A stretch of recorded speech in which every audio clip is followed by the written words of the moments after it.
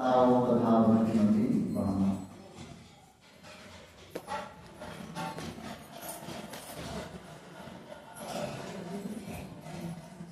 आज ध्यान साधना शरीर का 8वां दिन है और हम लोग पवित्र ग्रंथ सत्संग योग से ध्यान की विशेषता, ध्यान की महिमा के समर में मुख्य रूप से श्रवण करें। सब लोग ध्यान से सुनिएगा। मुख्य विषय है ध्यान। और जो पाठ हुआ ये शिव संहिता से है। भगवान शिव का ये विचार है, उन्हीं का ये कहना है कि ध्यान करने से क्या क्या लाभ होता है।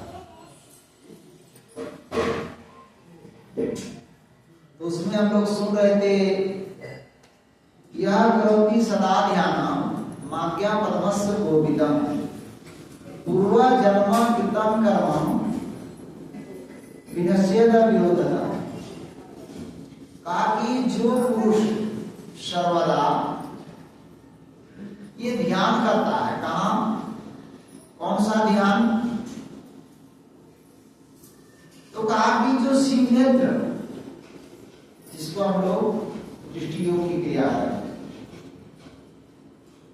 का यहाँ जो ध्यान करता है का पूर्व जन्म का जो पूर्व जन्म कृतम कर्म, जितने भी किए हुए जो कर्म है उनका, उससे वो पार उतर जाता है।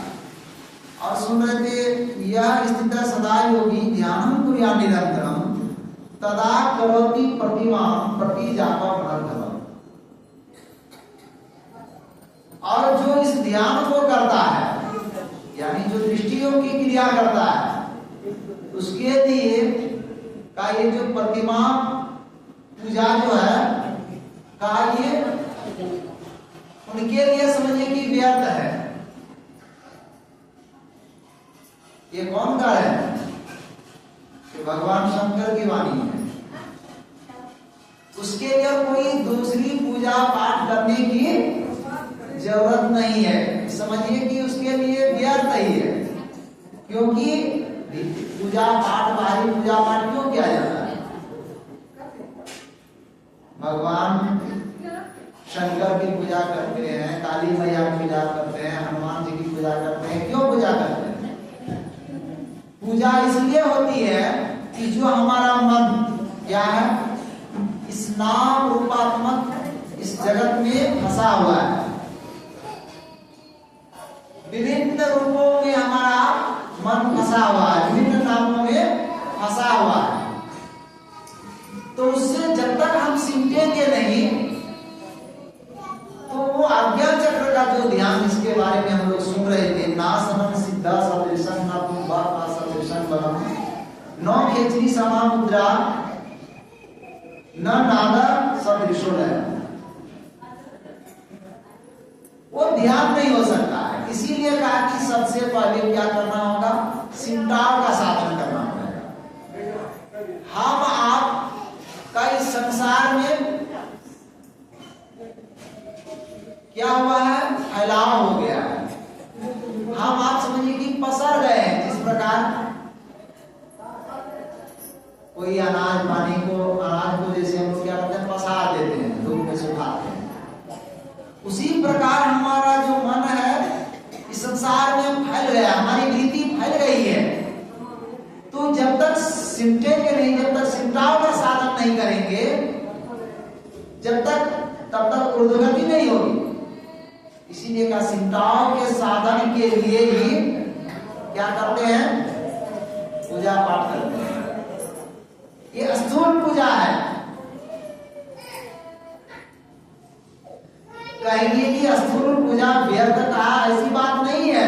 गुरु महाराज से किसी ने पूछा था, किताब पढ़ना गए थे महाराज सत्संग करने के लिए, गुरु महाराज से पूछा कि आप लोग मूर्ति पूजा मानते हैं या नहीं? तो गुरुदेव ने कहा कि मानता हूं, मूर्ति पूजा भी मानता हूं, लेकिन सिर्फ ध्यान करने के लिए, मेला लगाने के लिए हम लोग मूर्ति पूजा नहीं करते हैं।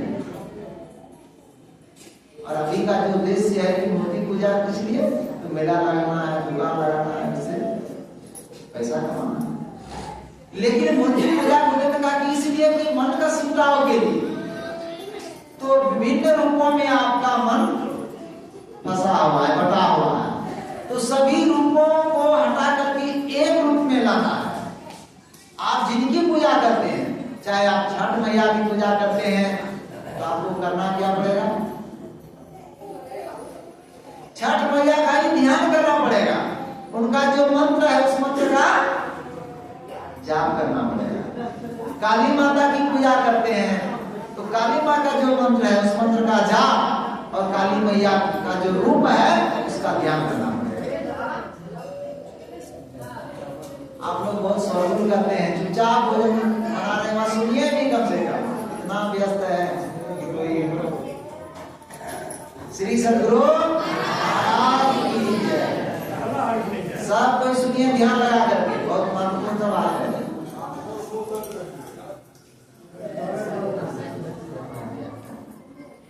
पीछे जो लोग है ना, इधर आकर बैठिए, इधर खाली जगह है। श्री सद्गुरु महाराज की जय।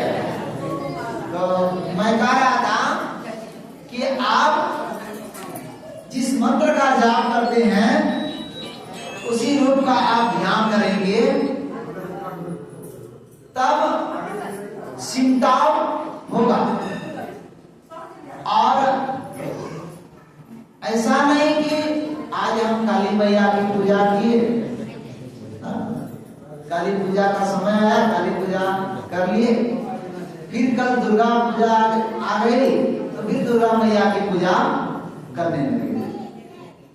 दुर्गा माँ की पूजा लोग करते हैं, ठीक है, अच्छी बात है, लेकिन जो आपका जो इष्ट देव है, इष्ट देव बदलना नहीं चाहिए। कुछ दिनों तक आप गुरु महाराज का ध्यान किए, फिर गुरु महाराज का इस रूप को छोड़ करके यहाँ तक कहा कि आप के जो इष्ट देव हैं, जिस रूप का आप ध्यान कर रहे हैं उसी रूप का ध्यान करना चाहिए। ये नहीं कि 2-4 दिन इस रूप का, 2-4 दिन उस रूप का, तो फिर उससे भी सिमटाव का साधन नहीं होगा, आप आगे नहीं बढ़ेंगे। तो फिर यदि आप एक दिन छठ मैया का ध्यान किए, फिर दूसरे दिन काली मैया का, तीसरे दिन बजरंग बली का, तो क्या होगा? सिमटाव होगा। मन जो आपका जो चंचल ये मन है स्थिर नहीं होगा, ये मन चंचल, मन की चंचलता बनी रहेगी। इसीलिए जितने भी संत महापुरुष लोग ये सबों ने क्या कहा कि पहले स्थूल नाम, ये स्थूल संसार में जैसे कोई पानी में डूब जाए तो निकलेगा कैसे बाहर? पानी के ही सहारे से वो बाहर निकलता है। तो हम आप इस स्थूल नाम रूप जगत में आ गए हैं। यहां से ऊपर उठने के लिए, निकलने के लिए स्थूल नाम का जप और स्थूल रूप का ध्यान करना है। उसके बाद क्या है? मानस जप, मानस ध्यान, उसके बाद दृष्टि साधन की क्रिया करनी है। तो जो इस क्रिया को करेंगे, तो इसकी विशेषता हम लोग सुन रहे थे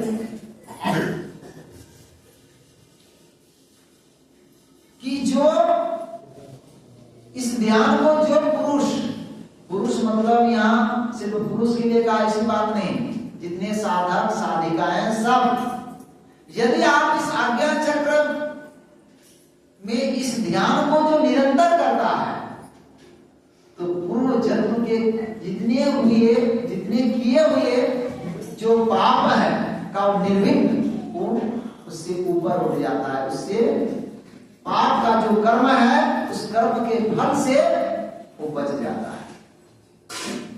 और सुन रहे थे कि यानी ही प्रोक्तानि पंचे पद में भ्रानि वै तानि सर्वाणि सूत्राम्यत ज्ञान भवति क्षीरा कपाले रुद्राक्षं विवरण चिंतेत यदा तदा ज्योति प्रकाशस्य विद्युत पुंज समाप्रभा एतत् चिंतन मात्रेण पापानां संचयो भवेत् दुराचारो भी पुरुषो लभते परमं पदम। कहते हैं शीरः कापाले रुद्राक्षम, ये कापाल के क्या कहते हैं, ये विवर शिव नेत्र में क्या है, जो यहां ध्यान करेंगे, इस शिव नेत्र पर जो ध्यान करेंगे, शीरः कापाले रुद्राक्षम विवरं चिंतेत यदा तदा ज्योति प्रकाशस्य, तो उसको क्या होगा, कहते चमकता वो ज्योति बिजलियों का समूह, ये पुंज उसको दिखाई पड़ेगा। और जो ये करता रहेगा ठीक से मनोयोग पूर्वक, तदा ज्योति प्रकाशस्य विद्युत पुंज समप्रभ एतत् चिंतन मात्रेण, चिंतन मतलब यह होता है ध्यान, कि यदि वो यहां ध्यान करता है, पापा नाम संचय भवे, वो पाप की जो राशि है उसका वो राशि समाप्त हो जाती है।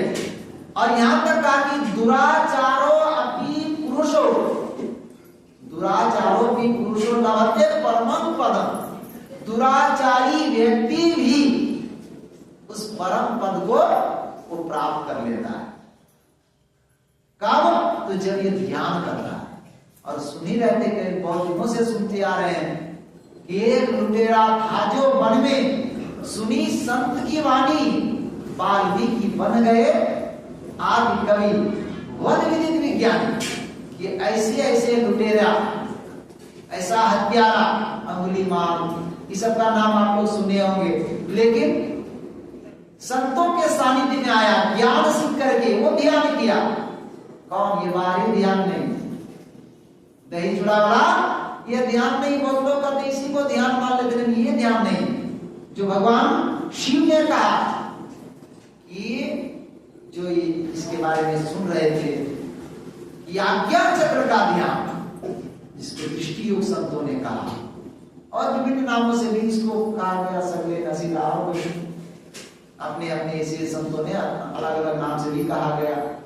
तो इसका जब आप ध्यान करेंगे तो क्या कहा, यानी यानी प्रोक्तानि पंचे पद में फलानि वै तानि सर्वाणि सूत्राण्य तज्ञानात् भवन्ति।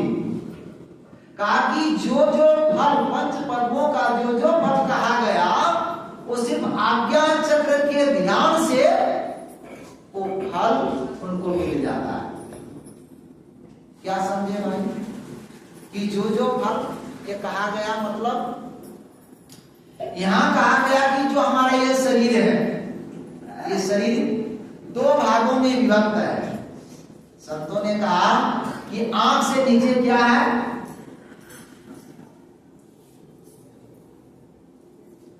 आंख से नीचे क्या कहते हैं इसको, इसको पिंड कहते हैं। आप लोग कौन नहीं समझते हैं क्या? आंख से नीचे इसको क्या कहते हैं? पिंड। याद रखिएगा सब कोई, जो माता लोग पढ़ी लिखी नहीं है उसको भी याद रखना चाहिए। कोई पूछेंगे कि संत मन का ठोस ज्ञान है, बिंदु और नाम ज्ञान, और किस्सा कहानी तो बहुत सुनते रहते हैं, लेकिन ये महत्वपूर्ण बात है। किस्सा कहानी और जब सत्संग में होता ही रहता है, लेकिन बिंदु नाथ की जो चर्चा होती है मुख्य रूप से संत मत का ठोस ज्ञान है, संत मत का मुख्य ज्ञान है। तो संत महापुरुष लोग क्या कहते हैं कि आंख से नीचे क्या है?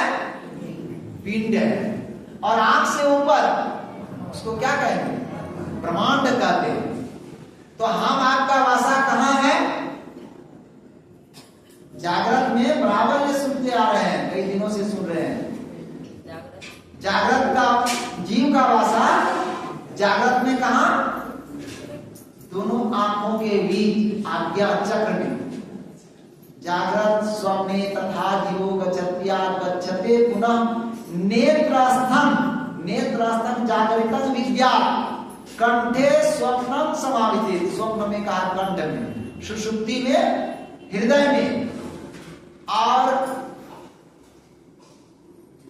तुर्यावस्था में कहा मस्तिष्क में होता है। ये जीव का वासा, यानी विभिन्न विभिन्न समय में और अवस्था में उनका जो निवास स्थान है, जीव का वास स्थान है, वो बदल जाता है। तो कहा ये 5 पद्मों का जो फल कहा गया, ये कौन पद्म है? तो एक होता है, आप लोग सुनेंगे हठ योग, और एक है राजयोग। तो हम लोगों को जो ज्ञान मिला है और हम लोग जिस पद्धति से जुड़े हुए हैं, ये हठ योग नहीं है, ये क्या है? राजयोग है। हठ योग में क्या होता है कि उसमें रेचक, पूरक और कुंभक ये क्रिया करके क्या करता है? सांस प्राण स्पंदन को रोकता है।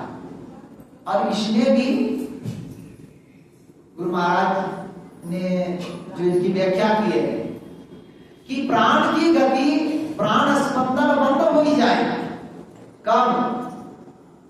तो गुरु महाराज ने कहा कि जो दृष्टि योग की क्रिया ठीक करेगा, रामचरितमानस के प्रथम सोपान में ही गुरु महाराज ने की व्याख्या की है, आप उसको जब पढ़ेंगे, कहते जो दृष्टि योग की क्रिया ठीक करेंगे, उसके लिए ये रेचक, पूरक, कुंभक, यानी जो ये हठ योगी लोग जो क्रिया करते हैं, वो क्रिया करने की जरूरत नहीं है। क्योंकि जो हठ योग की साधना करते हैं, ये बहुत कठिन साधन है। इसमें बीमारी भी होती है, लोगों का प्राण भी छूट सकता है। तो इसीलिए कहा कि उसमें यदि आप गुरु के सानिध्य में नहीं है और रेचक कर रहे हैं, रेचक मतलब सांस को छोड़ना, पूरा मतलब सांस को रोका जाता है, कुंभक रोका जाता है, पूरा मतलब लिया जाता है। तो कितना समय तक रोकना है, कब छोड़ना है, यदि ठीक ज्ञान आपको नहीं हुआ तो फिर बहुत परेशानी में पड़ जाइएगा, मस्तिष्क बिगड़ जाएगा। तो संत महापुरुष लोग कहते हैं, जो राजयोग करने वाले जो लोग, जो संत महापुरुष लोग हुए, उनका ये मानना है कि आप यदि हठ योग नहीं भी करेंगे, प्राणायाम नहीं भी करेंगे, कोई बात नहीं है, लेकिन आप दृष्टि योग की क्रिया यदि आप करेंगे मुख्य रूप से, तो 5 पद्मों का जो फल है, ये 5 पद्म क्या है? तो ये हठ योग में जो बताया जाता है कि जैसे सबसे पहले आंख से नीचे जो पिंड है, इस यहां से नीचे से लेकर के यहां तक 6 चक्र गिनाया गया। सबसे नीचे है मूलाधार चक्र, जिसको बुधा चक्र कहते हैं। इस बुधा चक्र में गणेश जी का वास है। हठ योगी लोग यहां से ऊपर उठते हैं, उनकी साधना मूलाधार से होता है। उससे ऊपर जब साधना करके जब उनकी स्थिति ऊपर हो जाती है, तो क्या है? स्वाधिष्ठान, जिसको स्वाधिष्ठान चक्र, जिसमें ब्रह्मा जी का वास है, जिसको लीन चक्र भी कहते हैं। इससे आप और ऊपर उठेंगे तो नाभि चक्र, यहां विष्णु भगवान का वास है। इससे और ऊपर उठेंगे तो हृदय चक्र, यहां भगवान शिव का वास है। इससे और ऊपर उठेंगे तो क्या है? कंठ चक्र, यहां सरस्वती का वास है, विशुद्ध वाणी से होता है। और इससे जब जीव और ऊपर उठता है, जहां दोनों आंखों के बीच, यहां जीव का वास है, जहां जीव का वास जागृत होता है। तो ये 5 पद्मों का जो फल, ये साधना करने से जो आपको लाभ होगा, नीचे की क्रिया से जो उठता है हठ योगी लोग, उसको कहीं पिपीलिका मार्ग है, जिस प्रकार चींटी धीरे धीरे चलती है। लेकिन जो विहंगम मार्ग और मीन मार्ग की जो क्रिया करेंगे, पिपीलिका जैसे एक वृक्ष में कोई चढ़ गया, इस वृक्ष में चढ़ गया, चींटी को इस वृक्ष से उस वृक्ष में जाने में कितना समय लगेगा? चींटी इस वृक्ष में है, यहां से उतरेगा, उतरेगी धीरे धीरे धीरे धीरे, तब फिर दूसरे वृक्ष में वो चढ़ेगी। लेकिन जो विहंगम मार्ग है, वो तो सीधे इस वृक्ष से उड़ करके उस वृक्ष में चला जाएगा। तो इसीलिए कहा कि जो ये मार्ग है, पंच पद्म का जो जो फल बताया गया है, इसको आप नहीं भी करेंगे, बस सिर्फ आप मानस जप, मानस ध्यान, दृष्टि साधन की क्रिया करेंगे तो आपको ये लाभ सिर्फ दृष्टि योग की क्रिया करने में वो लाभ मिल जाएगा और आप विशेष हानि में नहीं पड़ेंगे। और समय भी बहुत हो रहा है, अब हम लोग 2 मिनट चल रहे हैं।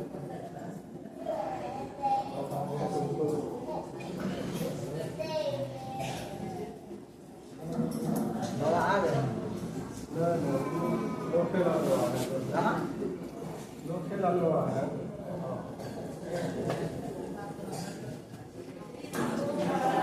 श्री सद्गुरु महाराज की, श्री सद्गुरु महाराज की, श्री सद्गुरु महाराज की।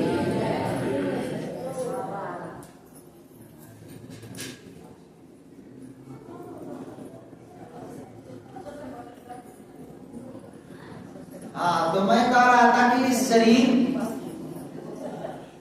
में जो पिंड ब्रह्मांड की चर्चा जो हम लोग सुन रहे थे, पिंड में क्या है? 6 चक्र है, आंख से नीचे 6 चक्र है। कितने चक्र? 6 चक्र। और मैं गिनती करके आपको सुना दिया। और कौन कौन देवी देवता का वास है वो भी सुन रहे थे। इसीलिए हम लोग उपनिषद वाणी भी सुनते हैं, देहस्था सर्व विद्यास्या, देहस्था सर्व देवता, देहस्था सर्व तीर्थानि गुरु वाक्य ना लगते। इसी शरीर में सभी देवी देवताओं का ये वास होता है। 6 चक्र नीचे और 6 चक्र ऊपर भी है। कि आंख से नीचे देखते हैं कितनी कम जगह है ना, लेकिन इसी में क्या कहा कि मनुष्य का मस्तिष्क, स्वामी विवेकानंद जी महाराज ने अछोर उसका अलग ज्ञान का भंडार है। कहा कि इससे जब ऊपर आप चलेंगे, क्या है, इससे नीचे 6 चक्र और इससे भी ऊपर 6 चक्र गिनाया गया। ये कौन कौन है? तो जब आप आज्ञा चक्र से ऊपर उठेंगे, सहस्रार, इससे और ऊपर उठेंगे त्रिपुटी, उससे और ऊपर उठेंगे काशून्य, महाशून्य, भंवर गुफा, और उसके ऊपर ये क्या है? हिरण्यगर्भ। इस प्रकार से कहा कि ये 6 चक्र नीचे और 6 चक्र ऊपर है। तो जब आप संतों के बताए अनुसार मुस्तैदी के साथ जब आप ध्यान करेंगे, जैसे गुरु महाराज ने कहा है, पालन करते हुए, गुरु महाराज का मुख्य आदेश है सत्संग नित और ध्यान नित रहिए, करत संलग्न हो, व्यभिचार, चोरी, नशा, हिंसा, झूठ करना चाहिए। इन 5 पापों से बचते हुए नियमित रूप से साधन करेंगे। नहीं कि ध्यान अभ्यास खत्म हो गया, घर जाएंगे बस ध्यान करने की जरूरत नहीं, एकदम ध्यान करना है, चाहे घर में रहे, ना हर छोड़ो ना घर छोड़ो, भजन करो जिंदगानी में, संसार में तुम यूं रहो जैसे कमल रहता पानी। कर से कर्म करो विधि नाना, सूरत राखो जहां कृपा निधाना। इस प्रकार जब आप हिस्सा बनाएंगे, आदत बनाएंगे, तो निश्चित एक न एक दिन उस परम गुरु परमात्मा का साक्षात्कार होगा। बोलिए श्री सद्गुरु।